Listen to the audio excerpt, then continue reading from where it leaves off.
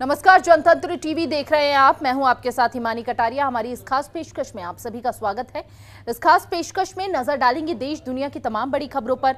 तो चलिए शुरुआत करते हैं हमारे खास कार्यक्रम की। मध्य प्रदेश के सीधी में जो वीडियो वायरल हुआ, उसके बाद मध्य प्रदेश में सियासत भी जारी है। एक तरफ जहां मध्य प्रदेश के मुख्यमंत्री शिवराज सिंह चौहान और गृह मंत्री नरोत्तम मिश्रा ने सख्ती दिखाई और आरोपी के घर पर बुलडोजर चला, उसके खिलाफ एनएसए की कार्रवाई हुई और उसे सीधे रीवा जेल भेज दिया गया। लेकिन कहीं ना कहीं विपक्षी दल होने के नाते कांग्रेस पार्टी अपनी भूमिका निभा रहा है।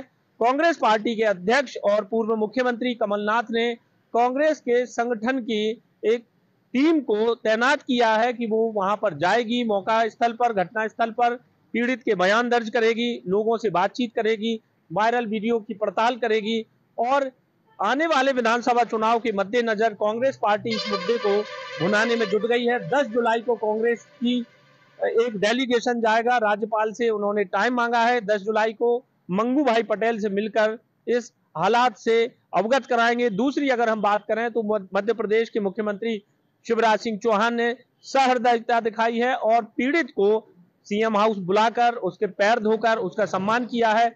मुख्यमंत्री शिवराज सिंह चौहान ने एक साफ संदेश पूरे प्रदेश को और पूरे देश को देने की कोशिश की है कि अगर मध्य प्रदेश का किसी भी राजनीतिक दल का कार्यकर्ता हो, कोई अफसर हो, अगर किसी भी व्यक्ति के साथ दुर्व्यवहार करेगा, ऐसी शर्मसार कर देने वाली अगर घटना को अंजाम देगा, तो उसके खिलाफ कड़े से कड़ी कार्रवाई की जाएगी, उसके खिलाफ सख्त एक्शन लिया जाएगा। और दूसरी तरफ मुख्यमंत्री ने यह भी मैसेज दिया है कि जो पीड़ित है उसके पैर धोकर उन्होंने एक मानवता की मिसाल पेश करने की कोशिश की है। कैमरामैन राहुल सेजकर के साथ गौरव शर्मा, जनतंत्र टीवी, भोपाल। हरियाणा के सीएम द्वारा आज एक अहम प्रेस वार्ता की गई। कुछ दिनों पहले जब करनाल में उनका जनसंवाद हो रहा था तो उन्होंने घोषणा की थी कि 45 से 60 साल के बीच के जितने भी अविवाहित युवक और युवतियां हैं उनको पेंशन दी जाएगी। और आज वो प्रेस वार्ता करके उन्होंने इस बात का ऐलान किया है कि इस महीने से वो पेंशन जो है वो मिलने लग जाएगी। बस ये बात ध्यान रखी जाए कि जितने भी युवक और युवतियाँ हैं उनकी जो सालाना इनकम है वो 1,80,000 रुपये होनी चाहिए। उनकी उम्र जो है वो 45 से 60 साल के बीच की होनी चाहिए, मतलब उनको BPL की जो रेशो है उसमें आना चाहिए। और जितने भी विधुर हैं, विधुर युवक हैं जिनकी उम्र 40 से 60 साल के बीच में है और जिनकी सालाना इनकम जो है 80,000 रुपये है, उनको भी 2,750 यानी 2,750 रुपये की महीना पेंशन जो है वो दी जाएगी। कहीं ना कहीं सीएम ने बताया है कि ये पेंशन इसलिए शुरू की गई है कि कई बार ऐसा भी होता है कि जो अविवाहित युवक और युवतियां होते हैं वो घर पे उन्हें इतनी इज्जत नहीं मिल पाती है, तो कहीं ना कहीं उन्हें किसी और की हेल्प लेनी पड़ती है। तो इसको उनको एक सम्मान दिलाने के लिए कहीं ना कहीं ये जो पेंशन जो है वो दी जा रही है। और कहीं ना कहीं इसके बाद जितने भी अविवाहित युवक और युवतियाँ हैं या विधुर युवक हैं उनको एक ये कहते हैं सौगात जो है वो सीएम द्वारा दी जा रही है। अब इसका कितना असर जो है, इस सौगात का कितना असर जो है वो 2024 के चुनाव में देखने को मिलेगा, ये देखने वाली बात होगी। मैं आपके साथ शिखा शर्मा, जनतंत्र टीवी, चंडीगढ़। जनपद चमोली की आज 5 बड़ी खबरें। लगातार जो है जनपद चमोली में जो है बारिश हो रही थी। बारिश का सीधा असर जो है भगवान बद्री विशाल की यात्रा पर भी पड़ा है और हेमकुंड साहिब की यात्रा पर पड़ा, क्योंकि लगातार जो है छिनका में जो है जिस तरह से लगातार जो भूस्खलन यहाँ पे हो रहा था, कहीं ना कहीं आप देख सकते हैं कि मौसम जिस तरह से जो दुश्वारियों के बीच जो है चारधाम यात्रा भी चल रही है और उसके बाद जो है चारधाम जो यात्रा थी उस पर भी जो है ब्रेक लगा है। कहीं ना कहीं जो चारधाम यात्रा को लेकर जिस तरह से जो तैयारियां थी उनका भी सीधा असर जो है देखने को मिला है। यात्री पहुंच रहा है, लेकिन जिस तरह से बद्रीनाथ नेशनल हाईवे लगातार जो है छिनका के पास कचरा नाला और बाजपुर में बंद हो रहा, तो एक समस्या का समाधान जो है प्रशासन ने भी किया है और जो NH के कर्मचारी हैं, अधिकारी हैं, उन्होंने भी यहाँ पे किया है। यानी कि 2 बजे के बाद जो है चारधाम यात्रा का जो रूट है इसको जो है पूर्णतः यातायात के लिए यहाँ पे खोला गया। और उसके बाद जो है दूसरी बड़ी खबर है कि बाजपुर के समीप यहाँ पे जिस तरह से कार के ऊपर जो है यहाँ पे पत्थर गिरा, भारी बोल्डर गिरा, बोल्डर के साथ साथ जो है यहाँ पे एक महिला जो है टीचर थी वो घायल होगी, उसको जो है हायर सेंटर रेफर कर दिया गया। हालांकि लगातार जनपद चमोली में बारिश हो रही है। उसके बाद जो तीसरी बड़ी जो खबर है जनपद चमोली की, वो जिलाधिकारी हिमांशु खुराना ने जो है यहाँ पे जो है हरेला पर्व को लेकर एक विशाल यहाँ पे एक मीटिंग का दौर भी किया। और इन्होंने जो जिलाधिकारी चमोली है इन्होंने सीधे ये भी कहा कि पेड़ लगाना ही महत्व ही नहीं है, उसका संरक्षण भी आगे देखा जाएगा।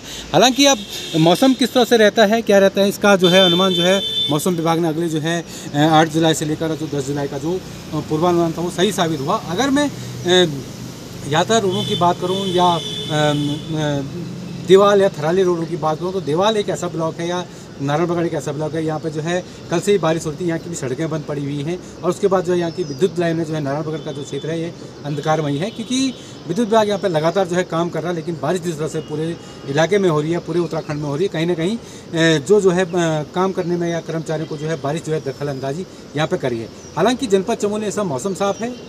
पुष्कर सिंह नेगी, जनतंत्र टीवी, चमोली। आगरा पुलिस की लापरवाही ने एक होनहार छात्रा की जान ले ली। जी हां, दो पड़ोसियों में चल रहे विवाद की शिकायत करना पड़ोसी को भारी पड़ गया, जिसके बाद दबंग पड़ोसी ने बराबर में रहने वाले परिवार का जीना मुहाल कर दिया। आलम इस हद तक आ गया कि जो घर की बेटियां थी उनका निकलना भी दुश्वार हो गया।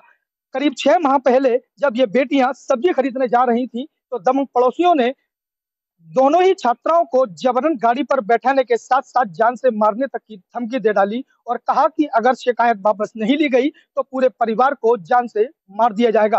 पिछले 6 महीने से लगातार पीड़ित परिवार पुलिस अधिकारियों के चक्कर लगा रहा था और इंसाफ की गुहार लगा रहा था। बावजूद इसके आगरा पुलिस कानों में जू तक नहीं रहेंगी, जिसके बाद बेटी ने 2 दिन पहले जिंदगी को समाप्त कर दिया, यानी कि घर में रहकर उसने फांसी लगाकर आत्महत्या कर ली। जैसे ही बेटी ने आत्महत्या की, पुलिस महकमे में हड़कंप मच गया और खुद की जान बचाने के लिए अब पुलिस अधिकारियों ने आईओ को लाइन हाजिर कर दिया है। अगर बात परिवार की करें तो परिवार का साफ तौर पर कहना यह है कि पुलिस अगर उनकी सुनवाई कर लेती तो उनकी बेटी आज जिंदा होती। लेकिन इतना ही नहीं, परिवार का यह भी आरोप है कि पुलिस ने अपनी जान बचाने के लिए जो एक आरोपी है प्रमेंद्र, उसको गिरफ्तार जरूर कर लिया है, जबकि उसके पिता और उसकी पत्नी को अभी गिरफ्तार नहीं किया गया है। यह कहीं ना कहीं एक ड्रामा है जो पुलिस खेल रही है। बहरहाल आज पीड़ित परिवार ने साफ तौर पर मुख्यमंत्री से पुलिस कर्मियों पर कार्रवाई करने की मांग की है, ताकि फिर कोई बेटी पुलिस कर्मियों की लापरवाही का शिकार न बने। तो कह सकते हैं कि आगरा पुलिस एक बार फिर सवालों के घेरे में है और पीड़ित परिवार को आखिर कब इंसाफ मिलेगा ये देखने वाली बात होगी। जनतन टीवी के लिए आगरा से कपिल अग्रवाल। ये आप देख सकते हैं कि ये केन नदी है कि केन नदी ये जबलपुर सतना के पहाड़ों से होकर आई हुई है और यही वो नदी है जिस पर जहाँ से ये पत्थर निकलता है। इस पत्थर को तराशा जाता है, इसकी कटिंग होती है और काफ़ी मशक्क़त के बाद इसमें एक पत्थर निकाला जाता है। ये पत्थर तमाम तरह के उपयोग में काम आता है। मेन इसका काम ज्वेलरी का होता है।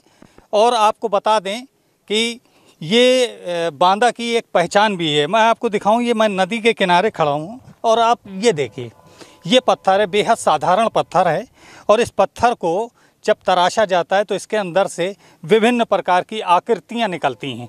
बांदा में केन नदी के किनारे ये नेचुरल पत्थरों की एक पूरी श्रृंखला है जिनको तराशा जाता है, लेकिन बांदा की इस पहचान को पूरी तरह से ये तबाह हो गई थी। 2017 के पहले यहाँ के सारे कारखाने बंद हो चुके थे, सिर्फ एक कारखाना था जो संचालित था।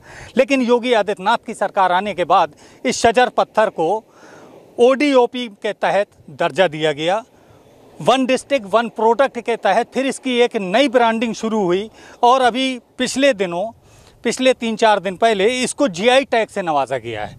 GI टैग मिलने के बाद से शजर पत्थर को पंख लग गए हैं।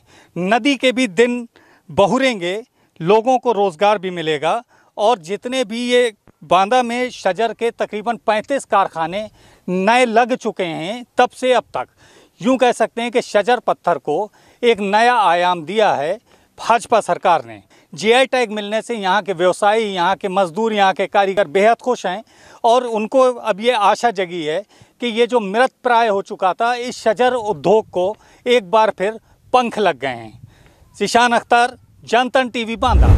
लगातार बारिश होने के कारण जनपद फरक्काबाद का थाना क्षेत्र गांव जंजाली नगरा में बाढ़ का संकट आ चुका है। बाढ़ का संकट को देखते हुए सरकार ने पुख्ता इंतजाम किया है।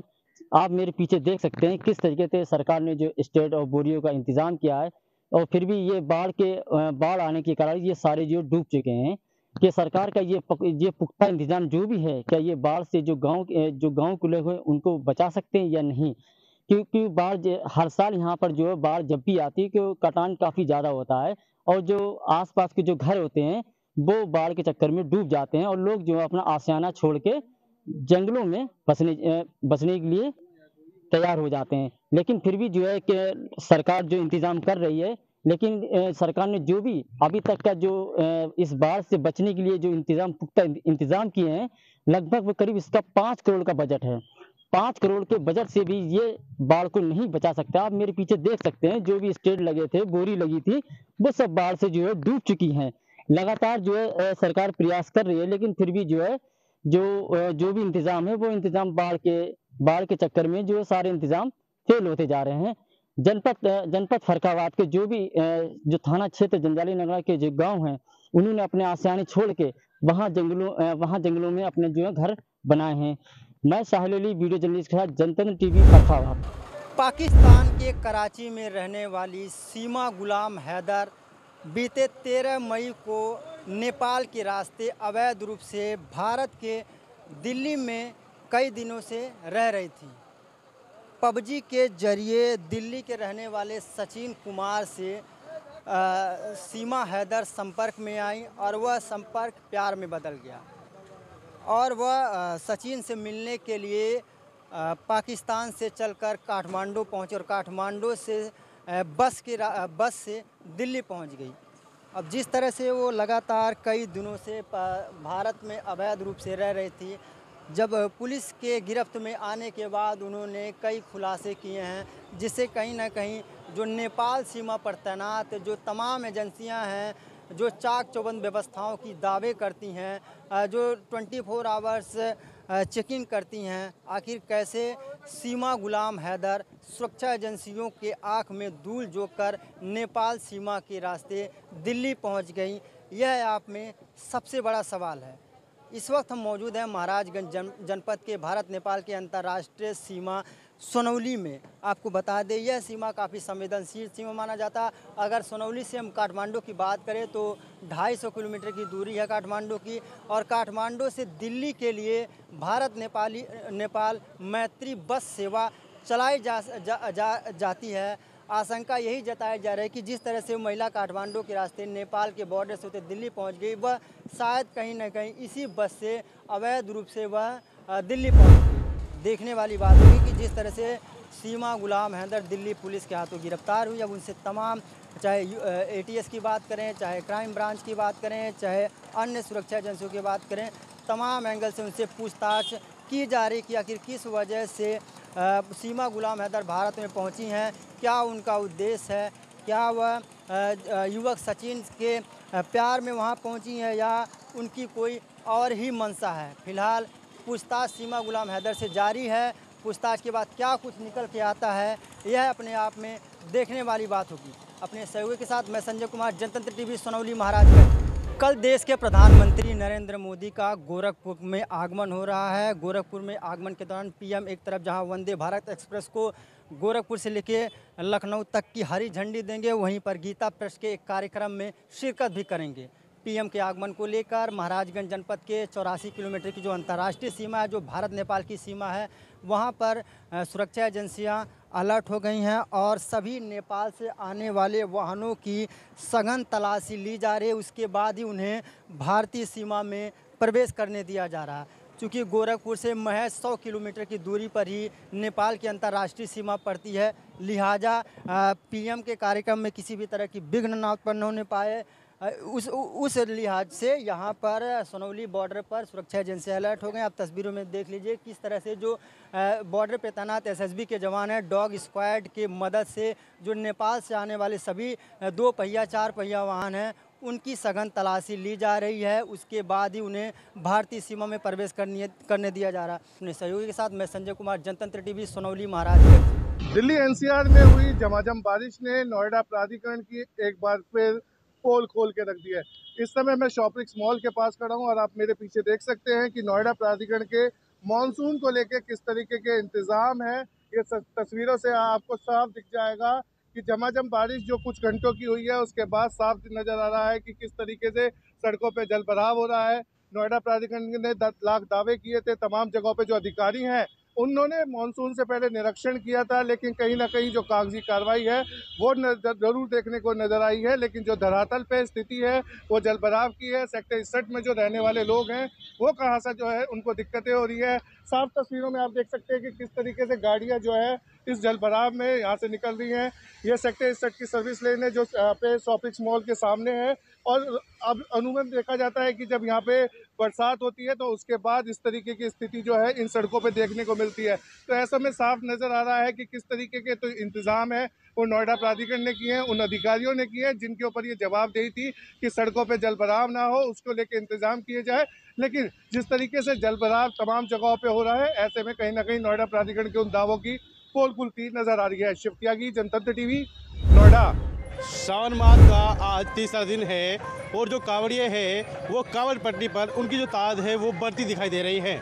वही मैं आपको दिखाना चाहूँगा कि मेरे पीछे आप देख रहे हैं ये पूरी कांवड़ पट्टी है और इस कांवड़ पट्टी को पैदल मार्ग बनाया गया है जिससे कि जो कांवड़िए दूर दराज से आते हैं वो इस कांवड़ पट्टी से जो अपने गंतव्य को वापस लौटते हैं, क्योंकि वो हरिद्वार से गंगा जल भरकर उसके बाद अपने गंतव्य की ओर जब जाते हैं तो यही कांवड़ पट्टी है जिससे पद यात्रा करते हुए वह अपने गंतव्य तक पहुँचते हैं। वही मैं आपको दिखाना चाहूँगा कि जो पुलिस प्रशासन है वह यहाँ पर तत्पर है और लगातार जो यहाँ पर पुलिस प्रशासन है जाम की स्थिति ना बन पाए और कांवड़ी को किसी प्रकार की कोई दिक्कत ना हो उसको लेकर यहाँ जो प्रशासन को तैनात किया गया है, जो पुलिस के जो जवान लगाए गए हैं वो पूरी तरह से मुस्तैद है और जो कांवड़ी है किसी प्रकार की कोई दिक्कत परेशानी ना हो उसके लिए यहाँ पर वह लोग बिल्कुल खड़े हुए हैं। और देखते हैं आप जिस तरह से जो भोले भक्त हैं वो लगातार आ रहे हैं और ये कांवड़ पट्टी है, इस कांवड़ पट्टी से पद यात्रा करते हुए यह लोग अपने गंतव्य तक पहुंच रहे हैं और दूर तक आप देखते हैं कि इसी कांवड़ पट्टी से जो पद यात्रा है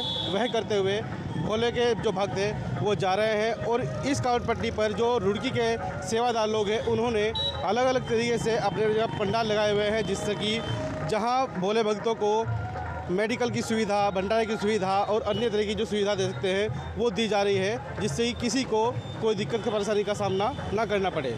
मैं सुनील पटेल, जनतंत्र टीवी, रुड़की। पहाड़ों पे हो रही बारिश के चलते लखीमपुर खीरी में अलर्ट जारी कर दिया गया है। वहीं पे अगर देखा जाए तो पलिया तहसील में अलर्ट जारी किया गया है जहां पे 140 गांव प्रभावित होने की संभावना है।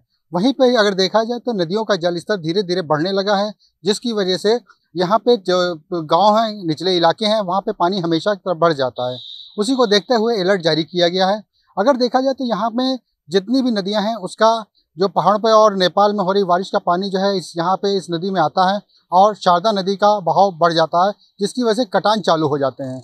कटान से कई एक गाँव प्रभावित हो जाते हैं जिसके लिए जो है इन्होंने अपनी तैयारियाँ पूरी कर ली हैं। प्रशासन की तरफ से तैयारियों को अगर देखा जाए तो एक मोटर बोट, 33 नाव और 35 गोताखोरों का व्यवस्था की है जिसकी वजह से यहाँ पे अगर कोई भी घटना या दुर्घटना होती है तो उसमें ये मददगार साबित होंगे जिससे जो है यहाँ पे भरने वाला पानी या कोई भी घटना या दुर्घटना को ये अपने उसमें नजर बराबर बनाए रखेंगे। वहीं अगर देखा जाए तो तहसील प्रशासन की तरफ से लेखपालों को भी अलर्ट जारी किया है और उनसे बोला गया है कि घर ऊंच नीच पे ध्यान रखें या जो भी कोई घटना होती है तो तत्काल अपने संबंधित लोगों को सूचना दें और समस्या का समाधान करें।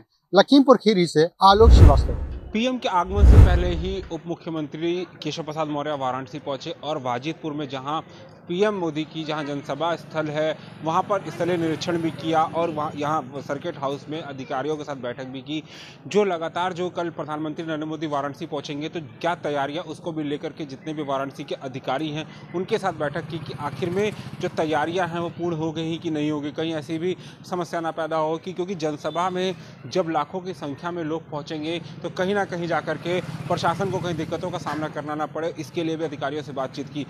9 साल पूरे होने के बाद, 9 साल केंद्र सरकार के पूरे होने के बाद पहली बार प्रधानमंत्री और 2024 के लोकसभा चुनाव में वो काम आने वाला है। इसको लेकर एक पूरी रणनीति तय की गई है, लेकिन कहीं न कहीं इस बैठक को लेकर सवाल भी उठाए जा रहे हैं। आखिर राजस्थान का चुनाव किस चेहरे पर कांग्रेस लड़ने वाली है? अशोक गहलोत के चेहरे पर लड़ेगी या सचिन पायलट के?